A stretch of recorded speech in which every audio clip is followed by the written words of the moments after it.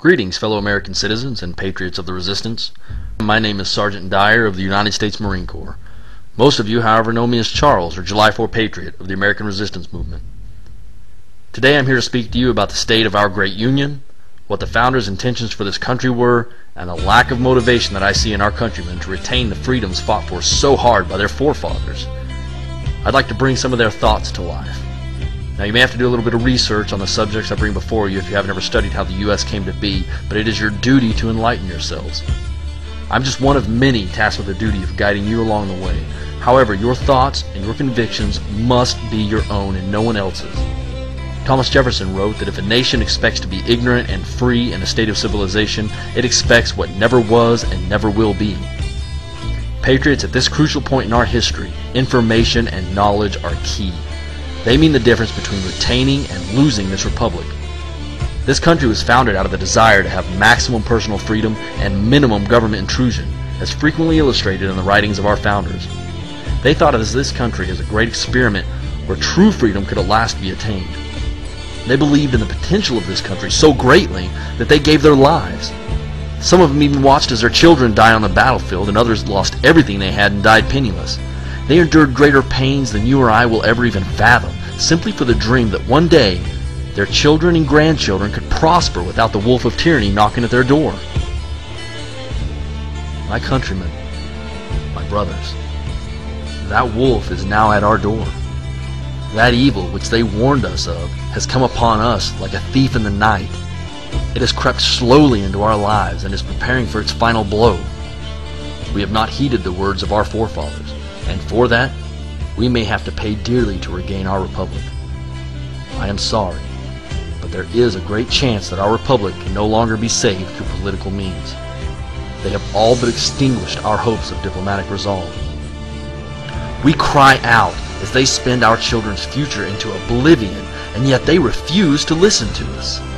We protest as they vote on laws to force us to conform to their health care, and they refuse to listen.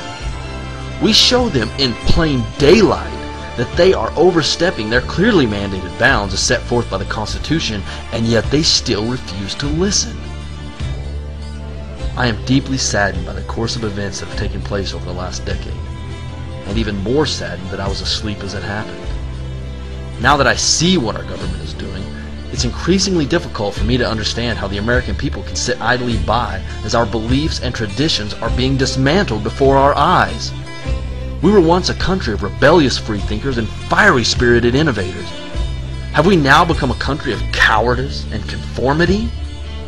The government passed an $800 billion stimulus bill, which robs from the pockets of every man, woman, and unborn child, without ever even reading this bill. And you stand by doing nothing. They bail out businesses and banks that have failed due to their own mismanagement, greed, and government meddling, and your hard-earned money is what they use, and you sit there silently. Your government dishes out $300 billion to illegal aliens for welfare, all the while refusing to patrol our borders, and you half-heartedly complain about it. They take our Constitution, which our founders fought, bled, and died for, and they shred it as if it means nothing. For the first time in history, we have a president that's sitting on the head of the UN Security Council. For the first time in history, we will have a government-mandated health care. I mean, forget the fact that Medicare, Fannie Mae, Freddie Mac, Social Security, and every other government program ends up bankrupt just like government health care will. It is simply unconstitutional. And if you refuse to participate, you face jail time or getting fined. Where in the Constitution does it give the government the right to mandate your health care? That is left up to the states and the people as per the 10th Amendment, and yet all you do is hold picket signs in front of Congress and walk away with your tail between your legs when they shove it down your throat. Is this what America's become? James Madison, the father of the Constitution, said the ultimate authority resides in the people, and that if the federal government ever got too powerful and overstepped its authority, then the people would develop plans of resistance and resort to arms. 234 years ago, they knew this could happen, and they spoke openly about it so that it wouldn't. But now the mainstream media portrays you as some crazy redneck racist if you echo the thoughts of the very men that created this great nation. Only when the corrupt officials feel your grasp at their throats will listen to your pleas. We are the last bastion of hope for freedom in the world. If we fail, the world fails. Do you not understand the implications of allowing our government to turn this country into a nanny welfare state?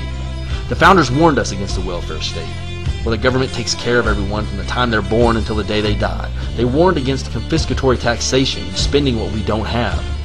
Jefferson even believed it was immoral for one generation to pass on debts to the next. As I've said before, this is not some game that you get a second chance at if you fail. If you fail to stand up and fight for freedom, then it will be lost forever. Liberty taken by force can be retaken by force, but if it is given away willingly, it can never be regained. The federal government has already taken too much, and there's no sign of it stopping. They have no grounds to legally take away our rights and violate the Constitution as they do. Our Constitution was based on Cicero's natural law that states that our rights are given to us by a divine power, and no one can take those rights away. And whether you believe in a maker or not, it doesn't matter. It's an undeniable fact that our country was founded on this, by both Christians and pagans alike. They have crossed the line time and time again with regards to our civil liberties and the rights bestowed upon us by the Creator. And it is your right to draw the final line.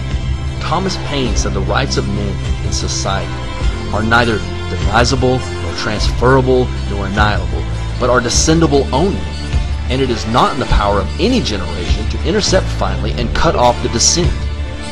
If the present generation or any other are disposed to being slaves, it does not lessen the right of the succeeding generation to be free. Wrongs cannot have legal descent. It is our right as free men to cast off the chains which this country places upon us, and when all legal means have been exhausted, we have the right to use force. The very essence of being an American is deeply rooted in rebellion. And if the words that I speak sound treasonous to you, then perhaps you need to take a step back and take another look at this country and the ideas that served as its foundation.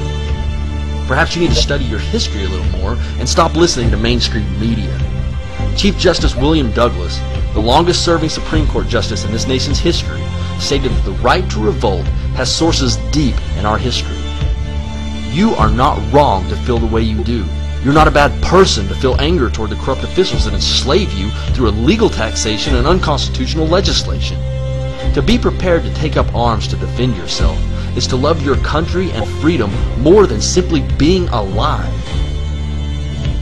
Then have you believe that we're just a group of backwood rednecks without the ability to voice themselves, that resort to violence instead? The simple reality of the matter is that we are men from all aspects of life. We're doctors, we're lawyers, we're farmers, we're Marines. We're all around you and you don't know it because we are you. We are the American people. We are the American embodiment of freedom. We love. We laugh. We care for one another and value freedom of all man regardless of race, above our own well-being. And we realize that taking up arms against tyranny, as Thomas Jefferson put it, is obedience to God. Whether you believe in a God or not does not change the fact that our founders had an idea that this would happen and gave us the ability to stop it through the Constitution. Now, I repeat the quotes of our forefathers because it is imperative that the American people see that they were attempting to protect us from exactly what we face today. All of these quotes have the ring of truth more today than ever. And those of us who are prepared to take up arms in the defense of our brothers and our liberties are completely within our rights as Americans to do so, as free men to do so. When the government finally stops listening to us, and it's become quite apparent that they are, then they are declaring war on our very freedoms, and we are left with only two choices: either fighting on our feet or living on our knees. I ask you today to cast off the stigma placed on you by the media, to cast off the chains placed on you by the corrupt officials. We must draw a line in the sand and stop moving it backward, or we'll find ourselves backed into a corner with no way to fight out. If you wait until gun confiscation before you act, you're going to find yourself waking up one morning with a rifle in your hand and no liberties. We must say this far and no farther. We will not allow our sovereignty and freedoms to be taken from us, no matter the perils that we face. That we are Americans and we will fight. Stand with us and join the resistance. Stand with us and fight for the freedom of your posterity. Let them not look back at us and see a generation of cowards, but a generation of free men.